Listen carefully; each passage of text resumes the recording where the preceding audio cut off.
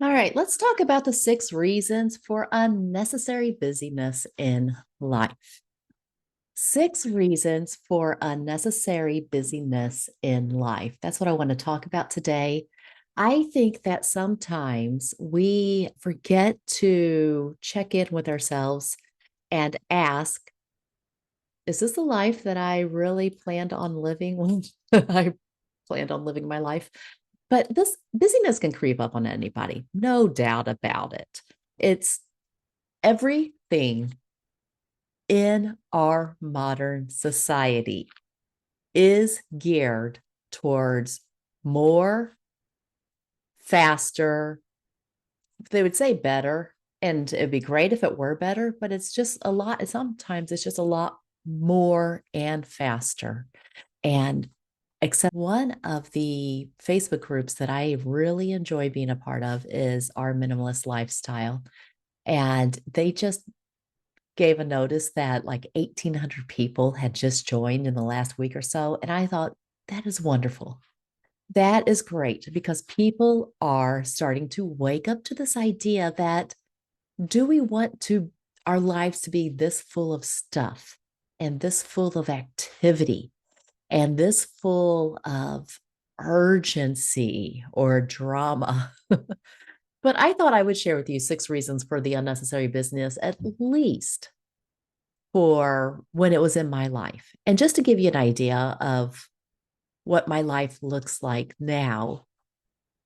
So last night at 4 o'clock in the morning, all the alarms in our apartment building started going off. And I knew that whether there's a fire or not, these alarms will be going off for the next 5 to 10 minutes because they cannot be turned off until the fire department shows up and investigates the cause. And so you're just like, oh, so this is going to be my day is that I got awakened at 4 o'clock and I'm probably going to be a little bit tired and hopefully not grouchy.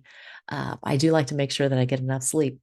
But one of the things that I was so appreciative of is that my life is such that if I need to, I can take a nap and I can recover that.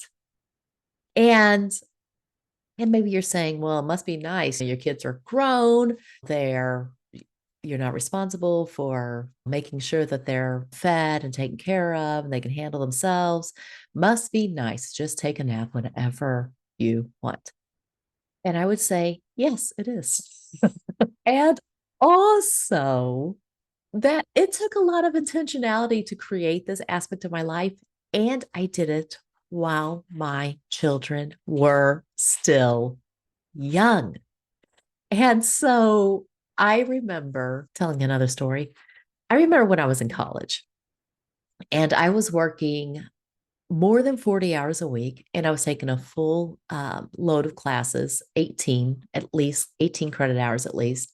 And on top of that, at my college, it was required to attend chapel, and that was not counted as part of your uh, hours, 3 hours a week. And it was required to volunteer to do ministry service of some sort. And that was not counted as part of those hours, those service hours. So, and it was required to attend church on Sunday morning, Sunday night, and Wednesday night.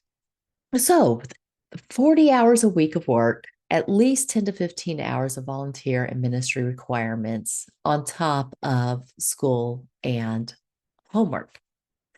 And I remember being so busy thinking something's got to give. I'm going to have to really organize my time so that everything can get done. And I would write out a time plan and realize there is no way in the world that all of these activities actually fit into 168 hours a week that we have if I'm going to also sleep. And so I didn't get a lot of sleep. And I used to lose my voice at the end of every semester because I was so exhausted and so running on adrenaline.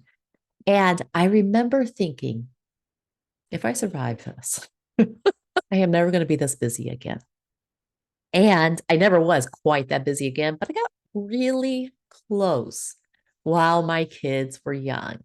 I was doing vacation Bible school and children's ministry and playing the piano at church and helping and filling in for the secretary. So I was working part time at the church and I was homeschooling my kids and we were remodeling our home. It was 100-year-old or over 100 years old. It predated the Civil War, certain parts of that house did. We were remodeling it from top to bottom and from bottom to top.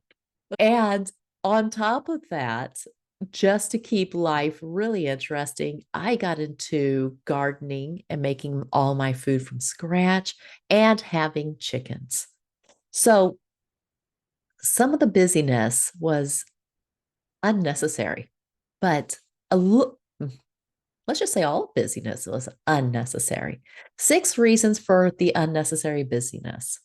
Why was I so busy? And I want to share these reasons with you so that maybe you can look for them in your own life and question, does my life need to be as busy as it is if it's busier to a level that you do not enjoy?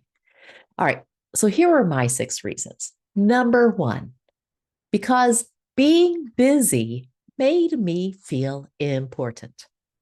I used to call up my mom and say, "Oh, I'm so busy." And she was supposed to ask, "Ooh, why are you so busy? What are you doing?" But she was like, "Why? Why are you so busy, April? You're a stay-at-home wife and mom." And I'm like, "No, no, no. I'm busy because I'm important, obviously. People need me," which might be another reason. I'll have to look through my reasons. If I don't have that as a reason, it made me feel important for people to need me. Like maybe I'm the only one that could help them. So I'm saying yes to all these things. Reason number two, being busy kept me too busy to actually feel. And I was realizing that I've been realizing it for a couple of years now. I mean, I've slowed down my life going on for 5 to 10 years now. I've really questioned everything that I've allowed to come in and not. Yesterday, I read an entire fiction book just for the pleasure of it. It was amazing. I so enjoyed it. And I take long walks and I take care of myself. And I told you, alarms go off, I get enough sleep. But I have also noticed this when I'm not busy, I have an underlying anxiety that sneaks up on me. And all of a sudden, it has me feeling nervous and tense and uncomfortable and all the things. And I used to think that there was something wrong with me. But I now believe, and I've done a lot of examining that, but I think it's always been there, or it's been there because of maybe the way that I was raised or some early childhood brain wiring. I've been reading some books about that, how we can get, how experiences in our life can, we can translate them with our brain and make ourselves hyper vigilant, like I'm the oldest kid and all these things. There's no great reason for the anxiety, because if there were a great reason for the anxiety, I would take care of it. But it's not. It's just kind of an underlying state that wants to be there when I kind of like it's just an underlying state that's there a lot. And it used to frustrate me. And I realized I used to stay really, really busy and fill up my time so I wouldn't feel it. I wouldn't notice it. But it was still there, still waiting for me to deal with it. And maybe I need to do an episode one of these days of how I deal with my low grade underlying anxiety. I could probably do a couple episodes how I used to deal with it and it wasn't great. One of the ways was I kept myself busy and how I deal with it now. And it's like I just make my peace with it, as in, it's okay to feel a little bit anxious. That's just me paying attention to all the details. And also, I can slow down and appreciate it's just a part of me. All right. So that's number two. It kept me too busy to feel, especially that underlying anxiety that's been a part of me for as long as I can remember. Reason number three for my unnecessary busyness. And like I said, these may not be all your reasons, but maybe you'll see yourself in a couple of these. This is a big one, y'all. It gave me assurance that I must be doing enough because I was busier than most people. And I was kind of too busy to. So, like, if I even said no to anybody, I was saying no only because I couldn't figure out a way to say yes. And that kind of gave me comfort, like, it's okay to say no because I'm already so busy. But it, I must be doing enough. There's this running belief in me, and I've worked on it, but that my worth was tied to my productivity. And it's a strong, old Puritan, probably tied belief that my worth is tied to my productivity. And I think it's because I got so attached as a kid to people praising me for jobs well done and for doing things and for being helpful. And it felt so good, but it almost became like an addiction. Like, yeah, I need those little feel good things. So I just got used to equating productivity with worthwhileness, worthiness. And that is not a great association. That is not helpful. That will have you being unnecessarily busy in your life. So that was reason number three for me. Reason number four, it helped me avoid the fear of missing out. But what we're saying is, I'm just trying to avoid the feeling of regret. What if I don't do this and then I regret that I didn't do it, that I didn't participate in it? So, are you noticing that a lot of my busyness was because I just wasn't willing to feel my own life? I wasn't willing to experience my life. And so I was trying to play it safe, play in the middle of the crowd, stay in the middle of all the stuff, and feel like I'm okay because I'm doing the best I can. I'm as busy as I can possibly do. I'm helping as many people as I possibly can. I must be okay. That's backwards. And trying to avoid our feelings by staying busy really doesn't make sense because all we're dealing with now is feelings of exhaustion instead of examining, wait, what are the things that I would regret and what are the things that I wouldn't regret? Or what's so bad about feeling regret? It's just a feeling. And maybe just feeling our feelings is the better option because they're going to pass once we experience them, once we're not afraid of them anymore. We can just let them be there. What would a life look like with no regret? Well, we wouldn't have that contrast of joy and the desire of when it comes. And so I just, because I wasn't comfortable with negative feelings, I was trying to avoid them by staying busy all the time. It also, number five, this is a weird one, but I realize it's very true. At least it was for me. Unnecessary busyness.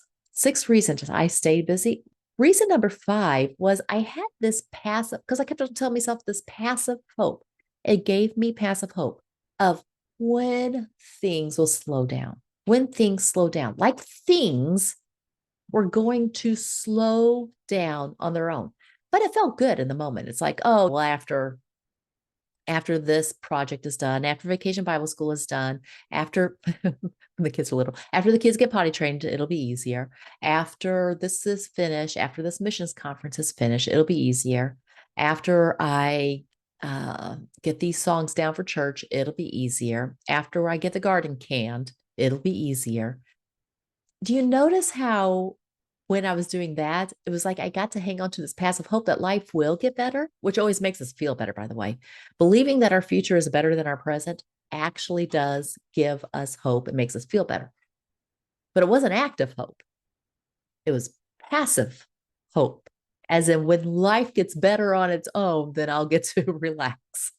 That is, and that is why number six, it distracted me from asking the big questions. The questions like, is this what the meaning of my life was supposed to be? Is this what life was supposed to be like? Is this my best contribution of my talents and my time and my energy?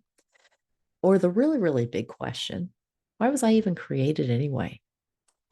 So, busyness, you guys, there's a saying, idleness is the devil's handwork or I forget how it goes. Idleness is the devil's handiwork.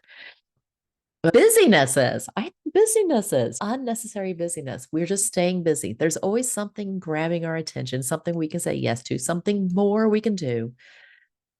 And in all of that busyness, for me, my busyness was giving me the illusion of living this fulfilling life, but there was actually no time to actually live and savor it and reflect and learn and enjoy. One of my regrets was that I spent so much time hurrying my little kids around. Hurry up, let's get busy. Hurry up, let's get dressed so we can get out here. Hurry up and let's get in the car. Hurry up and let's get lunch done. Hurry up and let's clean up. I hate it. I hate that a big chunk of my children's childhood had to have been them hearing my words, hurry up, so much time in their life, in their young life, their formative years. And I will say this, I'm also glad that I learned some lessons and I learned to slow down and appreciate and savor life while they were still in the home. And I have some very, very precious memories from that time. But what was really going on, and maybe this is a seventh reason, I didn't truly believe that I could choose my yeses and my nos. And this one, when you think about it, this one's the most tragic of all, believing that I couldn't actually choose my yeses and nos. So it had me living like a slave or a victim in my own life instead of recognizing the way that I was created to be, which was to have free will. I do own my yeses and my nos, and you do too. Think about that. Are you owning your yeses and your nos? Or are you passively letting them be assumed that you're a yes for everything?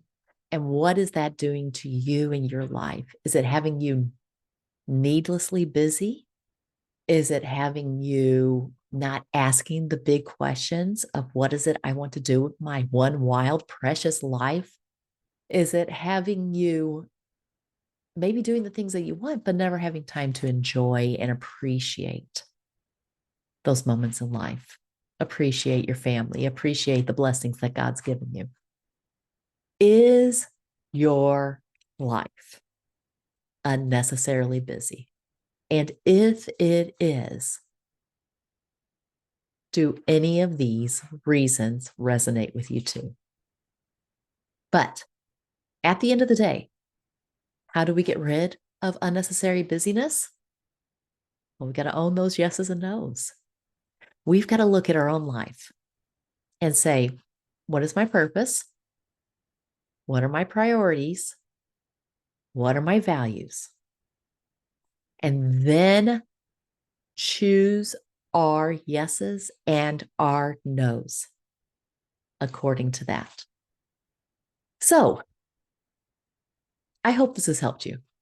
I hope if you feel unnecessarily busy, that you will take a moment to step back from your own life and ask those big questions and reflect on, hey, it doesn't have to stay this way, but it also is not going to change on its own. And what would it look like if I owned my yeses and my nos? 6, 7 reasons for unnecessary busyness in our lives. I hope that this has helped. All right. I'll talk to you next week. Bye-bye.